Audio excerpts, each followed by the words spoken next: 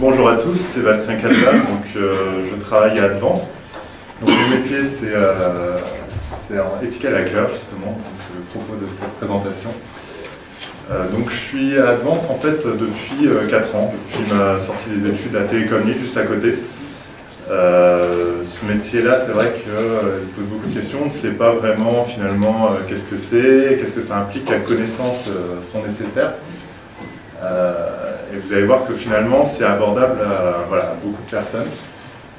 Donc déjà pour faire un point ethical hacker, en France on entend plus parler de pentester et sur les recherches d'emploi vous trouvez plus dans auditeur sécurité. C'est vraiment le mot en ce moment la mode, c'est auditeur sécurité. Concrètement l'objectif c'est vraiment de se mettre en fait finalement dans la peau d'un attaquant qui souhaiterait nuire à une société de manière générale. On va nous demander, en tant qu'auditeur sécurité, à prendre une photo, finalement une photographie à un instant T du niveau de sécurité d'une société. Les clients attendent en fait finalement de savoir si c'est facile ou pas de rentrer dans leur système d'information, d'accéder à l'information. Voilà en gros mon métier tous les jours, au quotidien.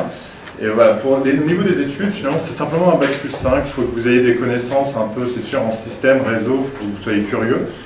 Mais finalement, c'est sur le terrain qu'on apprend le plus, parce qu'on va être confronté à tout type de système, tout type de technologie. Et c'est finalement pas dans des études que vous allez apprendre le plus de choses, c'est vraiment au quotidien. Donc il faut être curieux, il faut faire de la veille, il faut s'informer. Et une chose, en tout cas, surtout pas dire en entretien, c'est de dire que vous savez tout. C'est au contraire, c'est de montrer que vous êtes curieux, que oui, vous ne savez pas toutes les technologies, mais que vous êtes prêt à apprendre. Voilà, vous allez devoir affronter un site qui utilise telle technologie. Avant de commencer à attaquer le site, vous allez commencer à réfléchir, à dire bon, voilà, qu'est-ce que j'ai besoin de savoir pour attaquer ce site. Finalement, c'est simplement la curiosité. Derrière, il y a aussi une autre compétence qui est nécessaire, c'est que vous allez être face à des clients. Donc finalement, il faut quand même aussi avoir un bon relationnel avec le client, savoir lui expliquer en des termes non techniques ce que vous avez trouvé, les failles. Parce que par exemple un DSI il s'en moque vraiment de savoir quel type d'attaque vous avez mené. Lui ce qui lui intéresse c'est de savoir comment c'est facile d'entrer sur son système, quels sont finalement combien de temps vous avez mis et quels sont les risques en fait. Donc voilà un peu finalement les connaissances nécessaires pour réaliser pour être donc auditeur sécurité.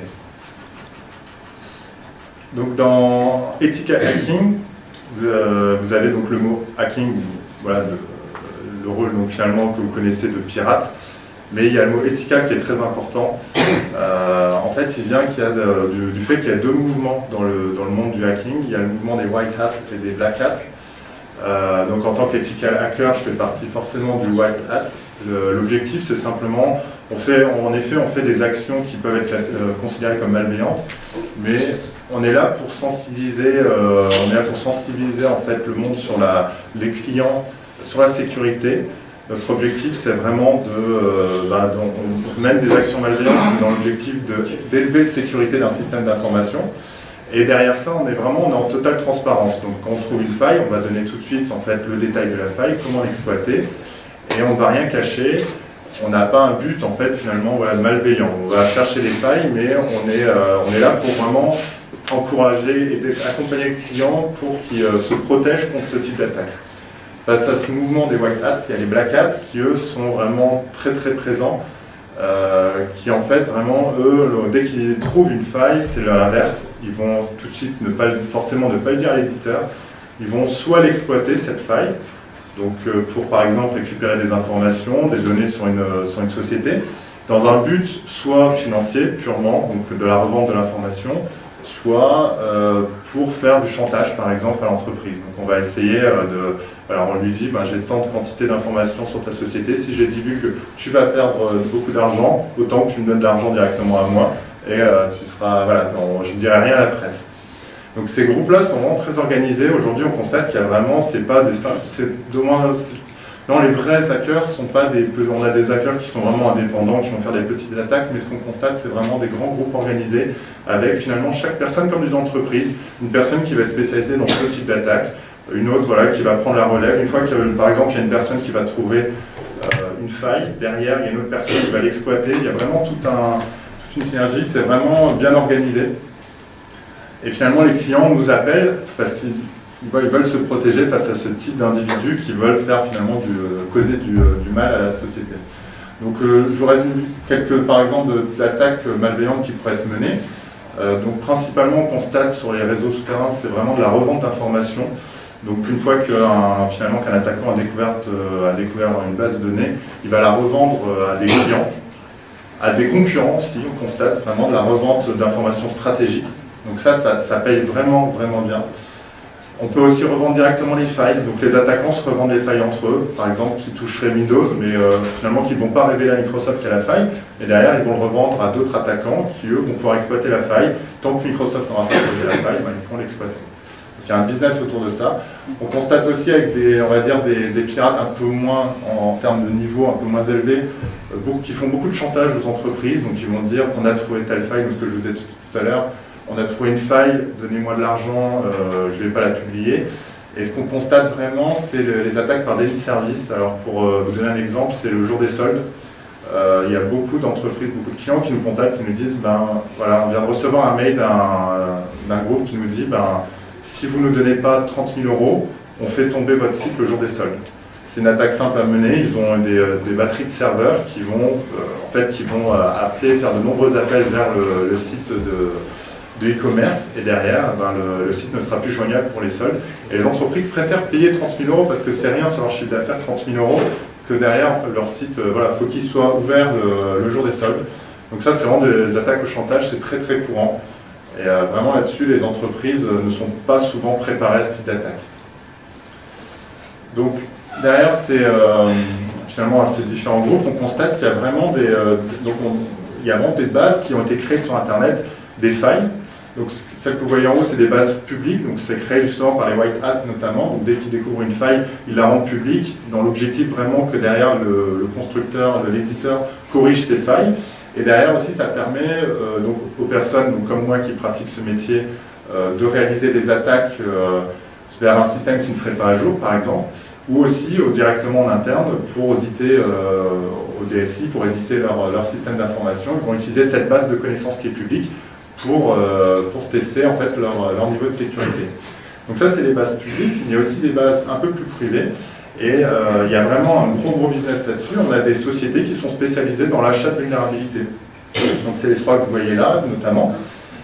Donc il y a ces marchés-là où vraiment ils sont prêts à donner des fois, on va voir juste après, plusieurs millions d'euros pour une vulnérabilité. Et derrière, c'est des sociétés des grosses sociétés généralement qui financent ce type de société pour être au courant rapidement que il y a une faille ou pas sur leur système. Donc, par exemple, c'est les bug bounty notamment. Donc, par exemple, ce que je vous disais, par rapport à la faille de iOS, ils avaient lancé Zerodium tout simplement un challenge. Ils avaient dit je donne $1 million à celui qui me trouve une faille sur iOS 9. Il y a quelqu'un qui a trouvé la faille, il a gagné $1 million. Voilà. Derrière, ça vaut largement ce prix-là. Si par exemple la personne avait souhaité la revendre dans les réseaux souterrains, elle souhaitait l'attaquer, l'utiliser, je veux dire, face au nombre de personnes qui ont eu un iOS 9 aujourd'hui, ils auraient pu récupérer beaucoup plus d'argent. Donc voilà notamment ce type de procédure. On a aussi les sociétés elles-mêmes qui ont ce système-là, par exemple Facebook.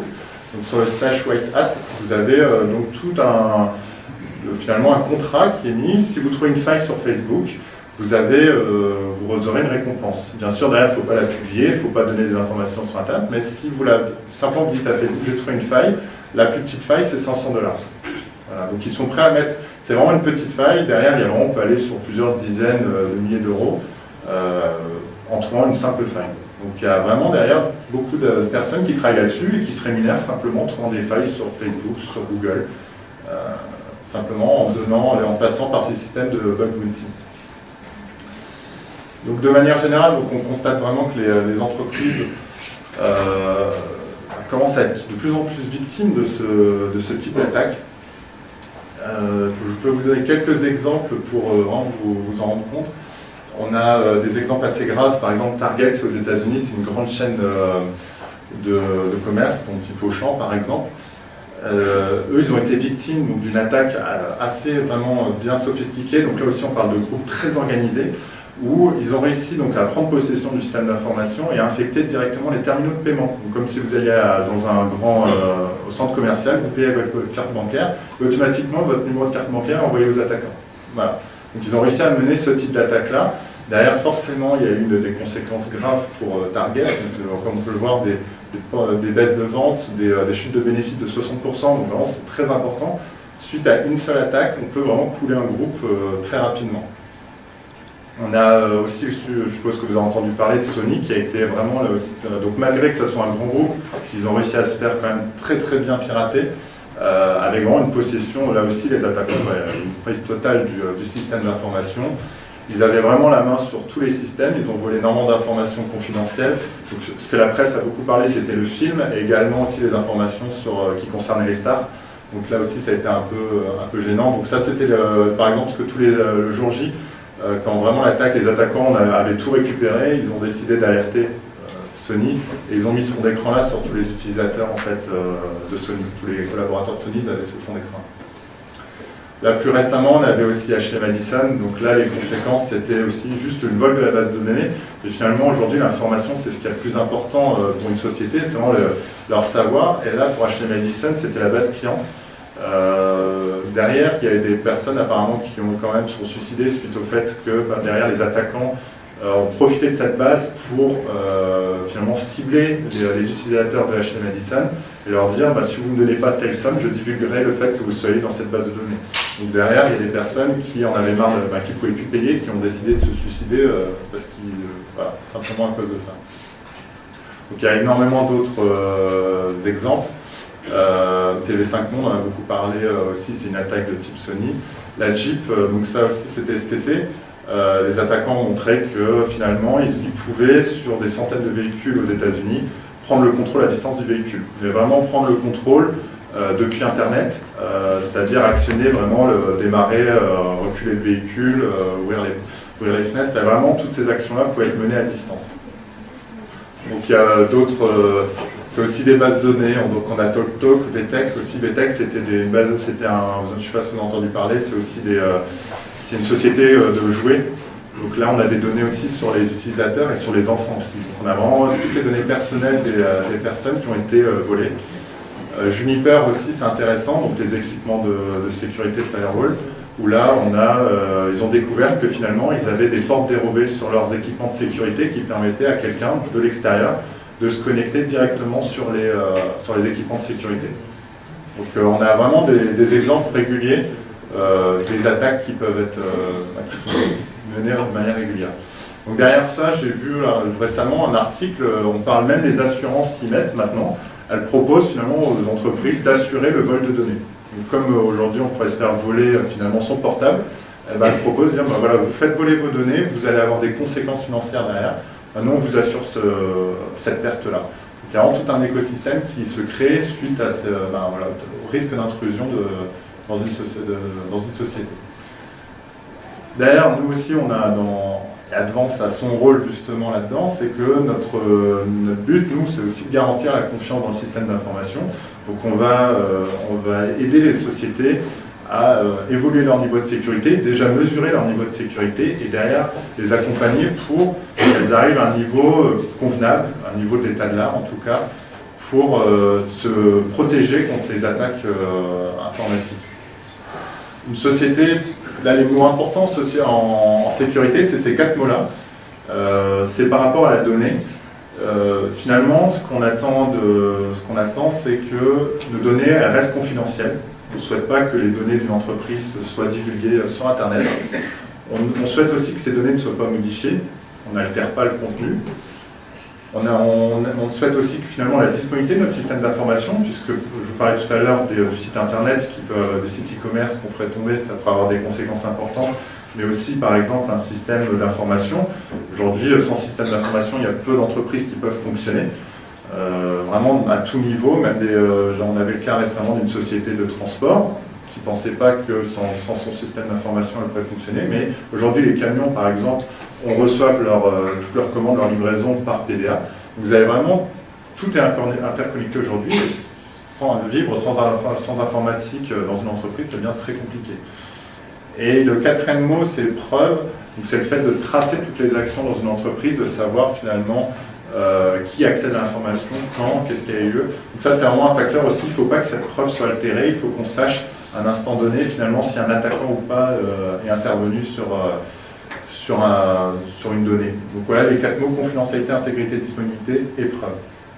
Derrière, donc, il y a deux axes donc, techniques donc, que je réalise. Donc nous, on va vraiment intervenir techniquement au niveau, voilà, pour mesurer le niveau de sécurité. Les collègues qui vont aider à mettre en place des firewalls, des équipements de sécurité. Mais il y a un deuxième axe qu'il ne faut pas oublier, c'est organisationnel. Parce que finalement, le plus important dans l'informatique, c'est quand même l'humain. Et c'est la gestion donc, des processus, des procédures. Donc ça aussi, on accompagne. Donc, si vous êtes intéressé par la sécurité, mais pas dans le technique, n'hésitez pas quand même à postuler pour des choses un peu plus organisationnelles. Donc finalement, accompagner les entreprises dans la mise en place de la sécurité, ça passe par des procédures. Alors là, je vais vous parler, je vais enfin venir au ethical hacking. Donc, il y a dans des tests d'intrusion, donc je réalise finalement des tests d'intrusion et des audits, il y a 3 approches. Tout ce qui est donc boîte noire, donc on va me dire vraiment, Sébastien, tu fais un test comme un attaquant. Donc tu vas te mettre par exemple soit depuis Internet, on te donne juste la cible et tu vas tenter de s'introduire, donc de réaliser un test d'intrusion sans aucune information. Donc il y a la phase boîte noire. On peut avoir aussi donc des tests en boîte grise. Donc boîte grise, ce serait par exemple, on me donne un compte utilisateur. Et donc on aurait déjà un peu plus d'informations, un attaquant qui aurait déjà mené finalement des attaques pour obtenir un compte. Et la 3e approche, c'est boîte blanche. Donc là, c'est vraiment avec toutes les informations. On pourrait avoir par exemple la configuration d'un équipement, son architecture, le code source, auditer le code source d'une application. Donc ça, c'est vraiment par contre quelque chose qui prend beaucoup plus de temps, parce qu'on a toutes les informations. Mais principalement, en tout cas, surtout au début, vous menez des tests en boîte noire et boîte grise. C'est des tests assez courts pour voir finalement se mettre vraiment dans la peau d'un attaquant qui a un temps limité et qui voir est-ce qu'il peut rentrer ou pas dans le système d'information. Donc il y a différents tests que je vais vous présenter rapidement. Tests applicatifs qui concernent beaucoup une application, on va le voir. Les tests internes et externes. Donc interne et externe, on va voir, donc externe, ce serait par exemple, on me donne juste, donc applicatif, ce serait par exemple, on me donne un site internet. Externe, on dirait par exemple, essaye de rentrer sur, je dis quelque chose, à Amazon par exemple, donc on va me dire Amazon, l'objectif ce sera que je rentre sur les serveurs d'Amazon. Et interne, là c'est vraiment, on déplace chez le client, et on se fait en fait plus un test de type test du stagiaire. On dirait, ben voilà, on a un nouveau stagiaire qui arrive, et je me mets sur un bureau, je me branche et on me demande qu'est-ce que je peux accéder. Voilà. À côté de ça, il y a d'autres missions. Audit, donc c'est plus ce qui est boîte blanche, donc ce que je vous ai dit, audit code source, configuration, architecture. Donc là, c'est vraiment plus, on me donne c'est pas en mode, on essaie de s'introduire. Là, vraiment, on a l'architecture, les fichiers de configuration, et on va essayer de le comparer finalement à l'état de l'art, et on va dire sur les différents points, qu'est-ce qu'il faut améliorer. Donc je vais parler un peu plus des tests d'intrusion qui sont vraiment ce que je réalise le plus et qui sont pour nous finalement les choses les plus intéressantes. Sur les applications, c'est vraiment tout ce qui est application web, c'est ce qu'on réalise le plus. Ça peut être des plateformes e-commerce, des sites institutionnels, des applications métiers. Beaucoup d'applications mobiles. Les applications mobiles sont souvent moins bien sécurisées que le site internet, puisque finalement les développeurs se cachent sur le fait que c'est une application mobile. On est finalement, on ne se dit pas que l'utilisateur va essayer de voir ce qui se passe. Donc on se cache derrière l'apparence finalement de l'application mobile, et derrière il y a beaucoup de failles qui touchent les objets connectés et les applications mobiles. Alors je vais vous montrer quelques exemples en fait qu'on peut trouver, mais qui est vraiment c'est récurrent, c'est vraiment des exemples récurrents qu'on trouve dans ce type de test applicatif. On va chercher déjà s'il y a des interfaces accessibles. On trouve souvent des interfaces accessibles avec des mots de passe par défaut, et derrière on a accès à la base de données client. Ça c'était l'exemple là d'un site e-commerce où on avait accès à la base de MySQL, donc derrière on était vraiment sur la base de données. On a aussi des injections, donc on va tester finalement les champs. Et on a donc ce type de faille est aussi très très courant, et même des plus basiques qu'on découvre, qu'on apprend à l'école. Donc par exemple l'injection SQL où on va directement finalement prendre le contrôle sur la base de données. Donc on va interagir finalement à la place de l'application vers la base de données.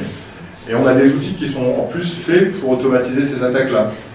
Donc on constate, voilà, là de même, qu'on peut, on prend d'une autre manière finalement via un champ dans une application, on accéderait à la base de données. Et des fois on se retrouve avec donc des bases de données contenant les mots de passe des utilisateurs en clair. Donc voilà, là aussi le risque d'usurpation d'identité qui peut facilement être réalisé. On a d'autres types d'attaques aussi, c'est les attaques plus qui ciblent les clients d'un site. Par exemple, je vous donne un exemple dans les champs commentaires. Au lieu de mettre un simple commentaire, on va mettre du code malveillant dedans. Et le code, en fait, vu qu'il est enregistré, c'est votre commentaire, et ben, il sera réexécuté sur toutes les personnes qui consulteraient finalement cette page-là. Donc normalement, cette page n'est pas sur Facebook, mais par exemple, si sur Facebook, vous mettez un commentaire avec un contenu malveillant, si le site était vulnérable, chaque personne qui consulterait votre post se retrouverait attaquée.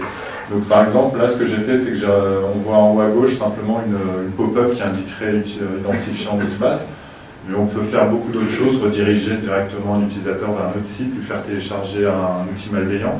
Donc simplement en consultant ce site qui à la base était tout à fait légitime, on le modifie et derrière on va infecter les utilisateurs consultants de site. Donc ça, c'est vraiment des attaques qui sont très très courantes et malheureusement souvent oubliées par les développeurs. On a des choses un peu plus intéressantes qui, en tout cas en termes pour un attaquant malveillant, c'est de modifier à la volée les requêtes. Et par exemple, là dans ce cas-là, c'est qu'on a modifié le prix au moment de payer. On intercepte la requête qui a été envoyée par le navigateur. Et au lieu de payer 41,30 €, on met 1 €. Et derrière, la société de paiement, elle reçoit en fait un ordre de paiement d'1 €. Nous, on remplit nos coordonnées bancaires. Vu que c'est souvent maintenant, c'est dissocié la partie paiement du site e-commerce, cette partie paiement, nous on intercepte la requête du site e-commerce. On lui dit, au lieu de lui dire de payer 40 €, je vais lui dire, je veux un montant d'1 €. Derrière, la société de paiement reçoit une demande de paiement d'1 € et c'est automatiquement validé. Donc ça, c'est quelque chose qui a été avéré l'année dernière, on l'avait testé, donc on peut tomber encore sur des choses comme ça aberrantes.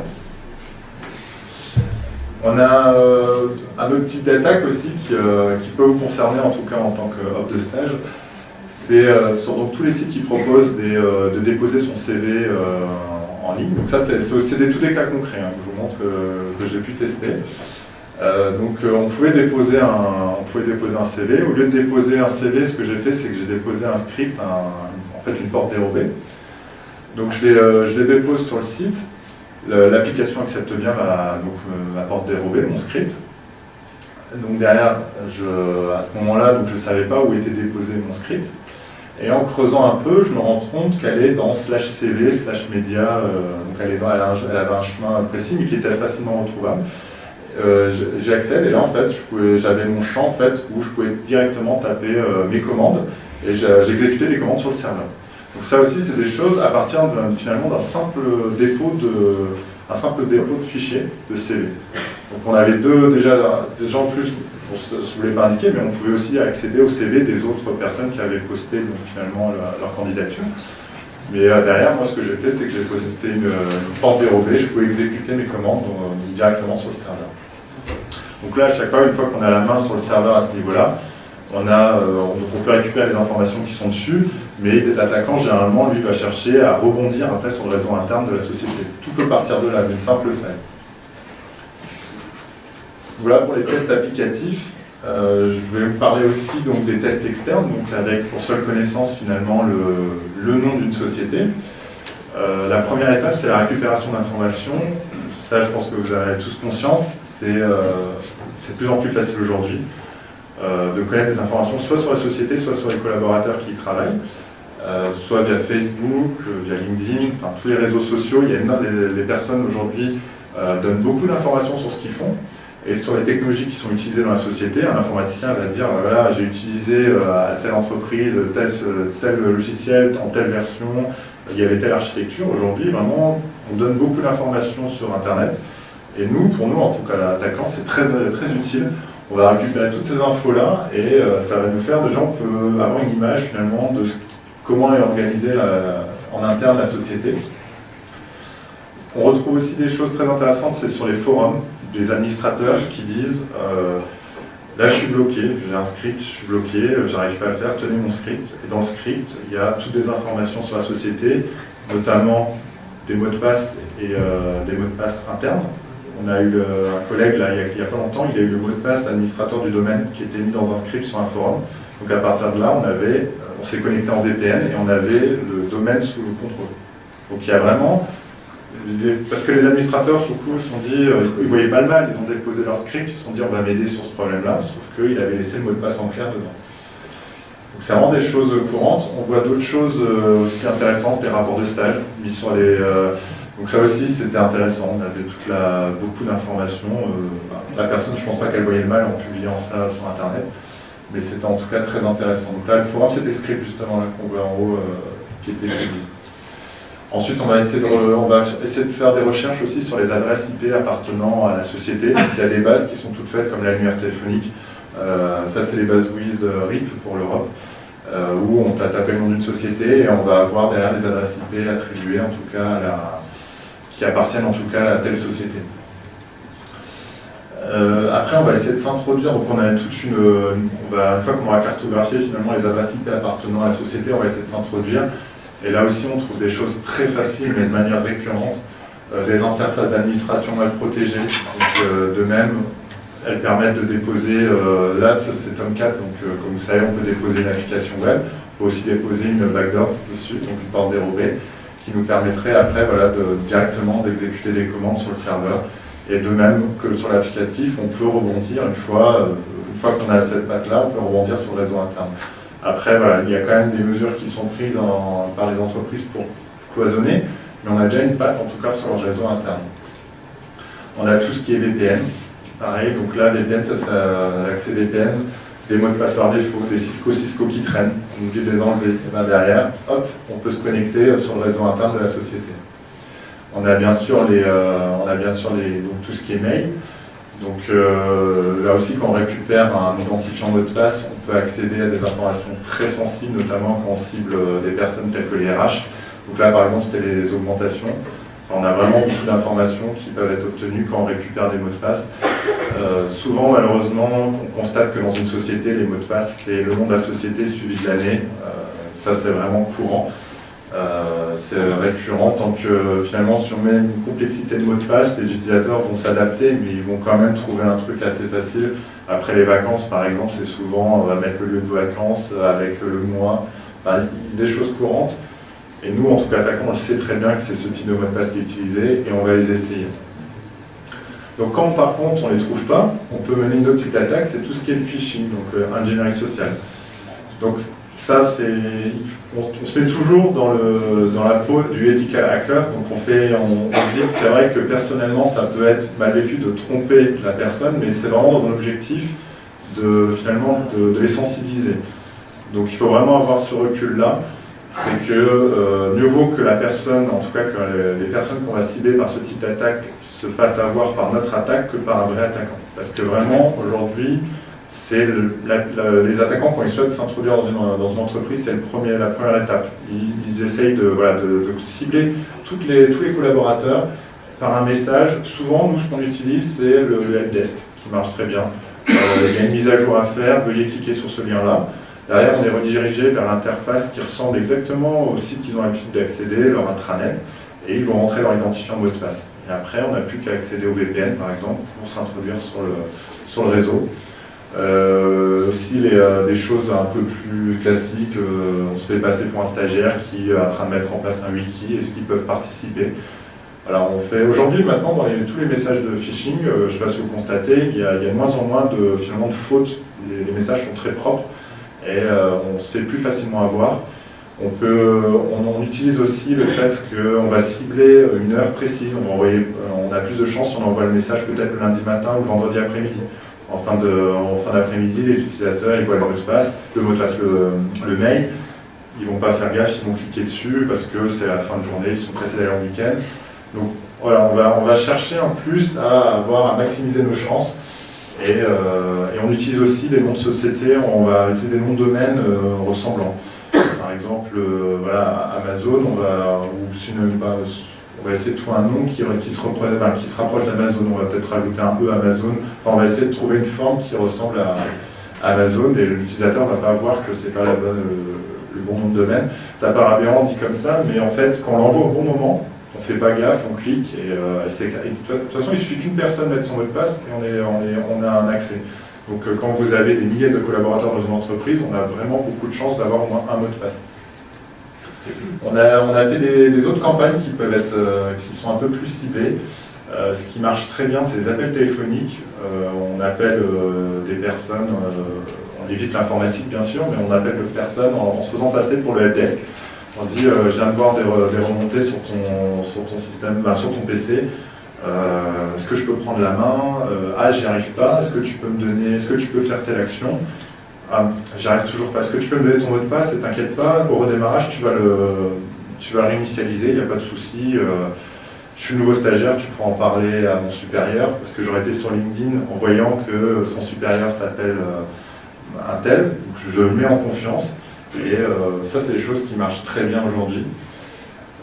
Dans les mêmes types d'appels, je ne sais pas si vous avez entendu aussi, il y a les appels au président qui marchent très bien aussi via donc on cible plus. Dans ce cas-là, c'est pas du tout l'intérêt dans l'objectif d'avoir un accès à un réseau interne, mais c'est plus dans l'objectif de récupérer de l'argent. On va cibler la directrice financière, on va se faire passer pour le président et on va dire là je suis en déplacement, j'ai besoin absolument que tu me fasses un virement pour telle société, c'est un nouveau investisseur, enfin, j'ai besoin d'argent tout de suite, est-ce que tu peux me faire le virement? J'ai vu que tu avais parce que l'attaquant aura été sur Facebook, il aura vu que la personne a peut-être des projets, donc il va lui dire je sais que tu as des projets, que tu veux monter telle chose, je vais t'aider, mais fais ça d'abord et après on se fait une réunion, puis je t'augmenterai de tête, et puis voilà. La personne a en confiance, elle va passer outre les procédures, elle va faire le virement dans la société sur ce compte externe, et après l'attaquant sera parti. Et ça, c'est vraiment courant. Moi, j'ai des clients qui me disent que c'est pas très grave, ils ont perdu 400 000 € comme ça, c'est pas très grave. Je tombe vraiment des nues en entendant ça, mais c'est véridique. Au niveau d'une société, plus la société est grosse, finalement, plus c'est... finalement, on peut demander de plus en plus des sommes importantes. C'est aberrant. On avait ciblé là pour cet exemple-là, avec cette personne-là, on s'était fait passer pour une RH d'un groupe bancaire et on avait contacté simplement des personnes de la société auditée. Et derrière, on avait simplement demandé des informations simples, on les avait obtenues. Les personnes sont tout de suite intéressées dès qu'on parle de nouveaux postes. Donc c'est vrai qu'après, c'est difficile parce qu'on vient un peu parano avec ce type d'attaque. Il faut juste des fois se poser quelques secondes et se dire pourquoi cette personne d'un coup me propose un poste comme ça qui paraît en ordre. Il faut bien prendre un peu de recul. C'est jamais évident, surtout quand on vous demande ça en fin de semaine, mais ça marche de plus en plus. Donc voilà pour l'externe. Après, je passe à tout ce qui est test interne. Donc on a une première étape que souvent les clients nous demandent, comme on peut le voir avec ce petit bonhomme gris. C'est qu'on essaye en fait, ils veulent voir si on peut s'introduire sur leurs locaux facilement. C'est pour ça qu'il y a des personnes qui n'aiment pas faire ça, moi j'aime bien en tout cas le faire parce que plus c'est gros, plus ça marche. Il y a vraiment, le test de France Télécom, ça marche nickel. À la défense, il suffit de venir en costard, on passe n'importe quel contrôle de sécurité, on vient à 9h, on rentre dans la société facilement. Il y a vraiment des choses qui sont, en tout cas pour rentrer dans une société, c'est assez facile. On était rentré dans une grosse société assez restreinte, vraiment avec un gros contrôle d'accès. J'étais passé dans un tourniquet avec quelqu'un, alors que je suis quand même assez grand. On était rentré avec mon collègue, alors qu'il y a énormément de contrôle, on était rentré jusque dans une salle de réunion. On a commencé à faire le test et on s'est fait dégager de la salle de réunion seulement au bout de 1 heure, 1 heure et demie, parce que la salle était réservée. Ils nous ont juste demandé de partir. Enfin, ils ne se sont même pas rendus compte qu'on n'était pas du tout de la société. Et c'est vraiment des... Donc finalement, si on n'y arrive pas depuis l'externe, on peut quand même le faire depuis l'interne. Il y a d'autres attaques qui marchent très bien quand on arrive dans l'interne, c'est le dépôt de CD, le dépôt de maintenant plus de clés USB, qui contiennent un fichier malveillant. Les post-it classiques, les post-it mis sur les écrans, en dessous des claviers, ça c'est vraiment très classique. On a aussi une autre façon de rentrer, ce serait depuis les réseaux Wi-Fi.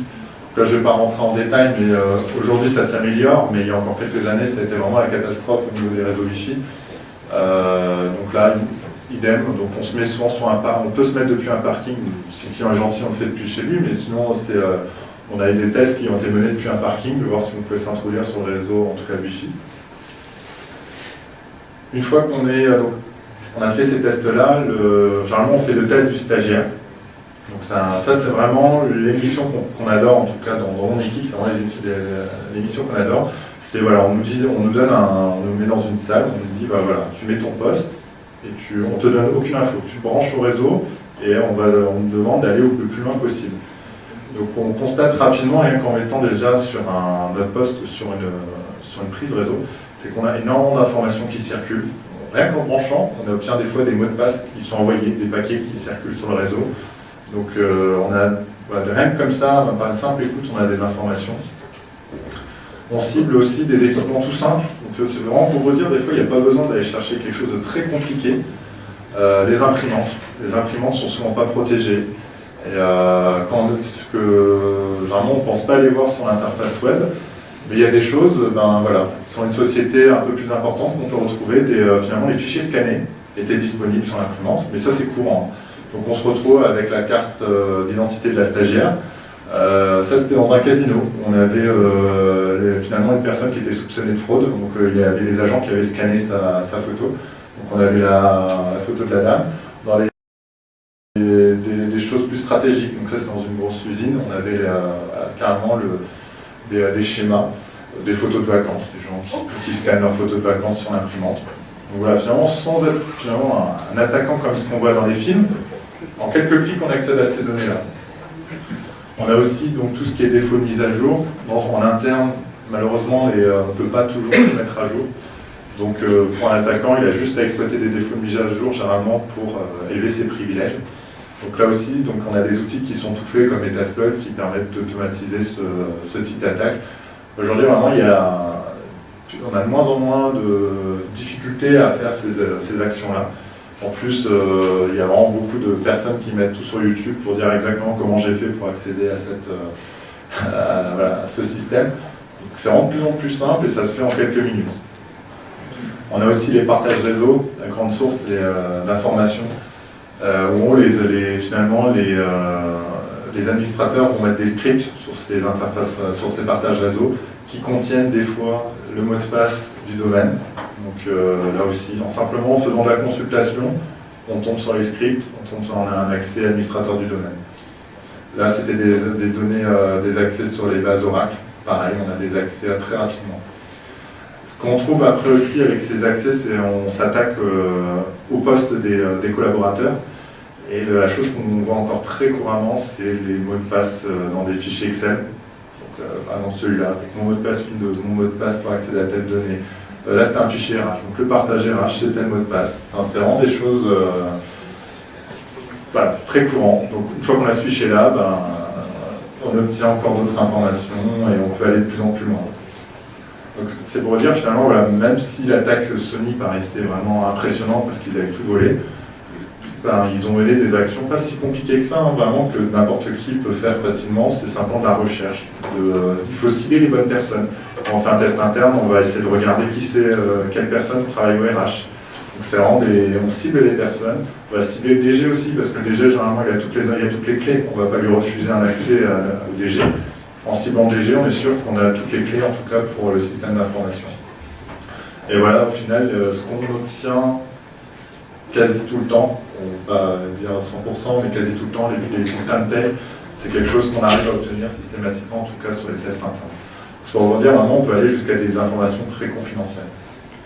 Parce qu'on avait, par exemple, chez un client, la CGT qui était arrivée, qui soupçonnait des salaires, qui soupçonnait qu'il y avait des salaires élevés dans la société, qui avait mis un préavis de grève.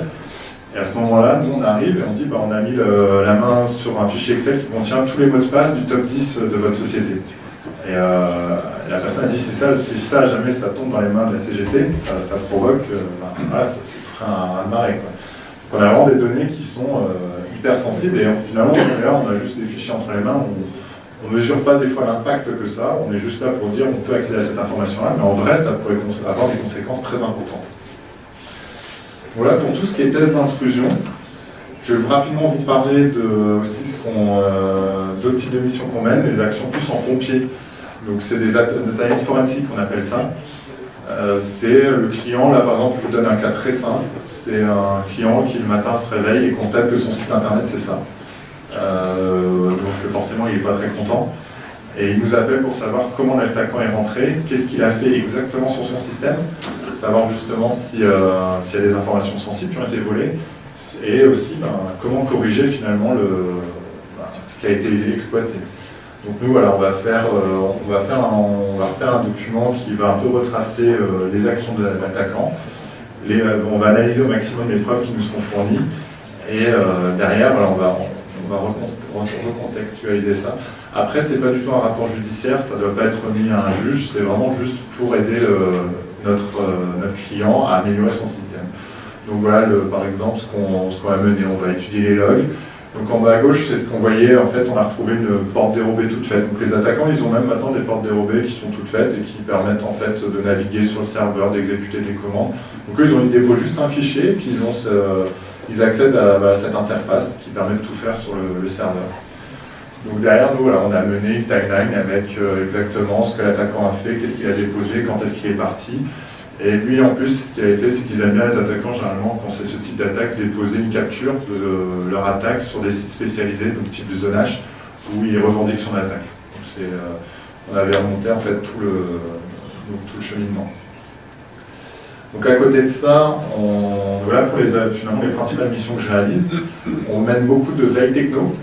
Donc il y a différents sites, là je vous prends différents sites en fait qu'on consulte tous les jours. On doit être au courant, ça c'est vraiment important quand on fait ce métier-là, c'est d'être au courant vraiment de l'actualité, d'être au courant des nouvelles failles, des nouvelles cibles. Il faut toujours être à jour. C'est vraiment ça qui est important dans ce métier. Donc voilà quelques exemples.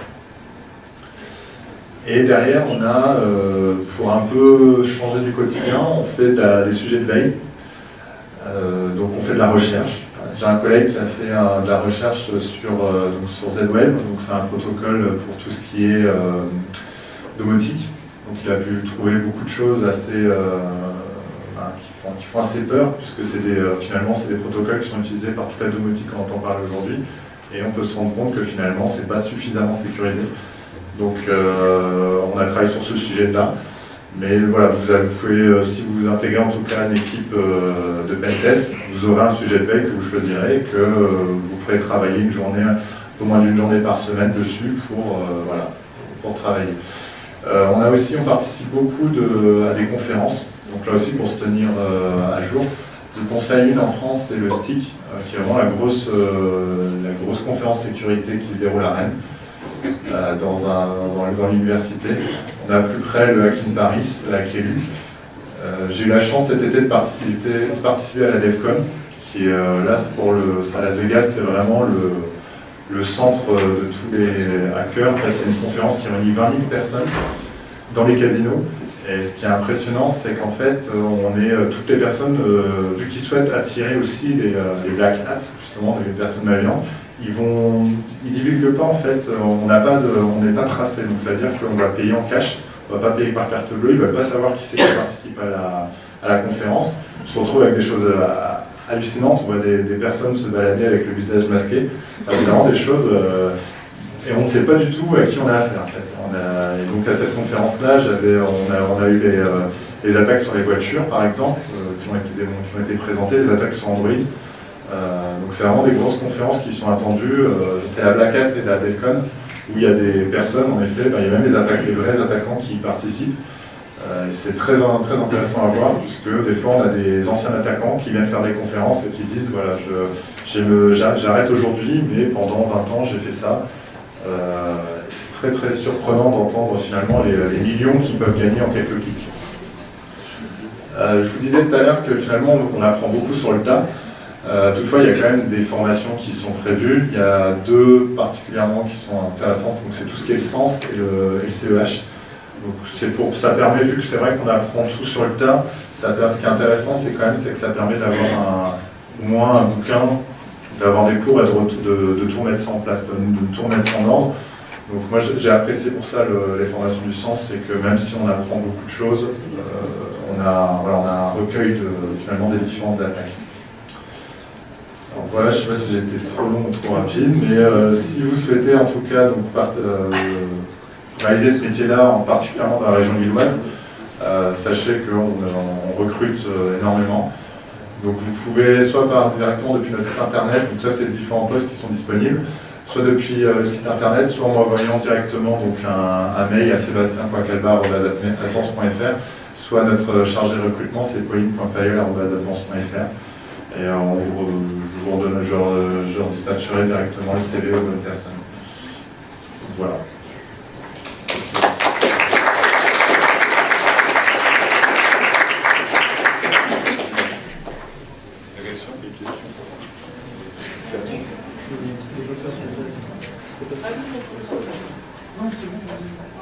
Ça, on pourrait revoir la slide sur la veille.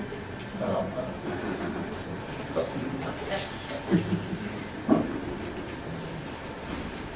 Vous êtes déjà audité vous-même? Alors oui, alors on a différents audits. Donc en effet, il y a dans notre équipe, on est un peu indépendant. On s'audite régulièrement, surtout nos postes d'intrusion. C'est vraiment quelque chose où on teste déjà physiquement nos accès au poste par surprise. Des fois, j'ai un collègue qui s'amuse à essayer de s'introduire sur notre propre poste. Et après, en effet, on a des équipes en interne qui sont dédiées dans l'audit de notre sécurité. Puisque, en effet, si en fait, Advance se faisait attaquer, derrière, on perdrait toute crédibilité et tout client. Donc, c'est un axe majeur, en tout cas, pour Advance, de manière générale, d'être au maximum de la sécurité au niveau de l'état de l'art. Mais en effet, c'est en tous les jours où on doit faire de la formation, de la sensibilisation. Et techniquement, on audite, par exemple, vu qu'on a des solutions de dashboard, on va proposer au client un site qui permet finalement de mesurer en temps réel un peu savoir son niveau de sécurité. Ce dashboard, qui est aussi public, on l'audite régulièrement, puisque c'est un point d'entrée aussi sur notre réseau. Donc, on a vraiment des audits récurrents dans l'interne. On est aussi, derrière, il y a l'ANSSI, qui est donc l'organisme national un peu de l'État, qui derrière offre qui derrière audite. Et derrière, on a passé une certification justement, PASIC, ça s'appelle, pour avoir un niveau d'exigence requis pour faire ce métier-là. On a passé cette formation, cette accréditation-là aussi. Vous disiez plusieurs fois que certaines attaques étaient de plus en plus faciles à réaliser. Qu'est-ce qui explique cette tendance? Parce qu'on s'attendrait à de plus en plus compliqué. Alors, en effet, de manière générale, on va dire que c'est plus dur de s'introduire sur un réseau, puisqu'on met en place des solutions plus compliquées. En tout cas, ça devient de plus en plus dur au niveau des technologies qui sont utilisées. Il y a moins de failles. Mais en fait, les outils, il y a beaucoup plus en plus de documentation et d'outils qui sont tout faits. Et il reste toujours finalement les défauts de mise à jour. Par exemple, là je disais par rapport aux outils qui sont automatisés, c'est les défauts de mise à jour, on ne met pas tous les jours, les clients ne mettent pas régulièrement à jour leur système. Et c'est de là en fait que c'est facile, c'est que dès qu'il y a une faille aujourd'hui, ça va être publié publiquement, la manière d'exploiter. Et il y a des outils qui sont vraiment très bien faits comme les testpoint qui intègrent en fait la façon d'exploiter cette faille-là. Donc c'est finalement par rapport à avant, c'était une communauté un peu plus petite, on va dire, plus restreinte. Là aujourd'hui, ça devient très grand. Et les bases de données sont très importantes et faciles à exploiter. Simplement, finalement, le mode de communication, grâce notamment à YouTube, où vraiment des personnes publient la façon d'exploiter une faille, ça permet finalement à n'importe qui de réaliser ces attaques. Avant, c'était réservé aux geeks. Aujourd'hui, même quelqu'un qui n'a pas beaucoup de connaissances, il va simplement télécharger l'outil, il va cliquer et ça va marcher. Donc c'est de là que c'est plus facile, en fait, que je voulais dire.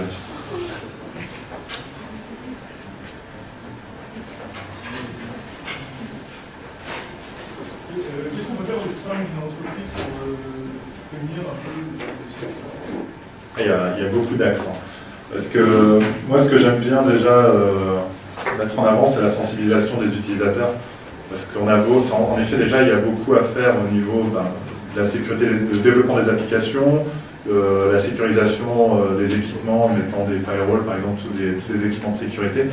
Mais Finalement, l'humain, c'est le plus vulnérable, parce que vous allez avoir un mur énorme. Si derrière, quelqu'un me donne son mot de passe ou les clés de sa maison, je peux rentrer chez lui. Donc c'est vraiment l'humain, pour moi, c'est la sensibilisation, on peut en parler au maximum, de sensibiliser les personnes les plus vulnérables. Malheureusement, on constate qu'il y a beaucoup d'RH qui sont plus facilement vulnérables, il n'y a pas qu'elles, hein, mais je disais vraiment, en tout cas les personnes des ressources humaines sont facilement, parce qu'elles reçoivent des CV, enfin c'est des exemples, mais on constate vraiment que l'humain, c'est le facteur le plus facile d'intrusion. Après, moi, la deuxième remarque que j'ai, c'est par rapport aux développeurs. Parce que malheureusement, on apprend dans toutes les écoles, même dans mon école, la télécom, hein, c'est pareil, on apprend à développer, c'était le Java, hein, la télécom, ils adoraient le Java. On apprend le Java, mais alors pas un cours en sécurité, pour le développement d'applications sécurisées. Pas du tout. Donc on arrive forcément, les jeunes développeurs, ils arrivent sur le marché, on leur demande en plus de développer rapidement les applications. Ils n'ont pas le temps de penser à la sécurité, et ils n'y ont jamais pensé d'ailleurs. C'est dans les écoles aussi qu'il faudrait qu'on apprenne un peu plus à développer de manière sécurisée. Vous avez parlé au tout début des groupes des groupes plutôt organisés, notamment il y en a certains en Chine et en Russie qui aiment bien titiller l'Europe. Et je voulais savoir, est-ce que vous organisez un peu comme eux, c'est-à-dire un peu à la chaîne, chacun s'occupe d'une tâche particulière, ou est-ce que dans votre équipe vous faites un petit peu de tout? Alors, nous, justement, on n'est pas autant bien organisés qu'eux, en tout cas en termes, parce qu'on va pas. Eux, ils sont bien organisés dans l'exploitation. Vraiment, ça va être. Nous, on va plus être dans la détection, on va l'exploiter, mais on va pas être. Après, il y a tout il y a une façon de faire donc il y a la personne qui va découvrir la faille, la personne qui va l'exploiter, après derrière la personne qui va développer des modules pour par exemple déployer un virus sur tout un système, où cette partie-là on ne va pas la développer parce qu'on ne va pas chercher à aller jusqu'au bout d'une attaque. L'objectif c'est simplement, on va détecter l'attaque, montrer qu'on peut l'exploiter, mais on ne va pas faire quelque chose de très organisé puisque les clients n'auraient pas les moyens, je veux dire, en tout cas ils ne vont pas dépenser des milliers d'euros pour finalement qu'on refasse la même chose que les attaquants. On veut juste détecter on va être juste là dans les premières phases en fait que les attaquants vont mener. On va pas faire tout ce qui est après. Donc on est plus polyvalent en effet. Et quand on fait un test, généralement on est un ou deux. On va pas être toute une équipe. D'accord. Une dernière question. Est-ce qu'il y a des gens aujourd'hui qui essaient de retrouver les hackers et qu'est-ce que risquent les hackers en fait? Alors les personnes qui recherchent les hackers, c'est plus des grosses organisations à notre niveau. C'est plus par exemple en France, on parle plus de la DGSE, DGSI. On sait que dès que ça touche en tout cas des intérêts du gouvernement, c'est plus le gouvernement qui s'implique là-dedans. Après on a des grosses sociétés comme Microsoft qui s'impliquent là-dedans, qui ciblent notamment les gros serveurs de Command & Conquer par exemple, donc tous les serveurs qui permettent de piloter les attaques pour les attaquants. C'est Microsoft plus les grosses sociétés malheureusement qui s'investissent là-dedans plus que des fois que les États. Donc après à notre niveau, c'est vrai que nous on ne s'implique pas du tout là-dedans puisqu'on est plus dans la protection des entreprises, mais dans l'attaque vers les hackers, c'est plus les États ou directement les grosses sociétés. Pouvez-vous nous décrire un peu une journée type pour vous chez Advance? C'est-à-dire combien de temps attendez-vous par exemple à la veille, à la réalisation de tâches, etc. Alors, donc, généralement, une mission, test d'intrusion applicatif, un site internet, on a une semaine pour faire le test environ. Et on essaye en fait de manière générale d'avoir 20% de veille, donc 20% pour s'occuper d'autre chose que la production. Donc production, je parle vraiment des tests d'intrusion. Et donc c'est à peu près ça. On va faire une mission chaque semaine, généralement, une nouvelle mission chaque semaine. Après, on peut s'organiser comme on veut. On peut faire, par exemple, vu que le temps de production ne va pas être forcément que sur moi, donc on peut enchaîner plusieurs missions et garder 3-4 jours de veille pour vraiment être plongé dans notre sujet de veille. Donc on a vraiment, au niveau du planning, on est libre, on est avec notre manager et on lui demande directement les missions. Et derrière, on peut organiser comme on souhaite, en tout cas, notre temps. Après, au niveau du planning, c'est ça, c'est vraiment, on est assez autonome là-dessus. C'est vrai, grosso modo, c'est une semaine, une mission, généralement.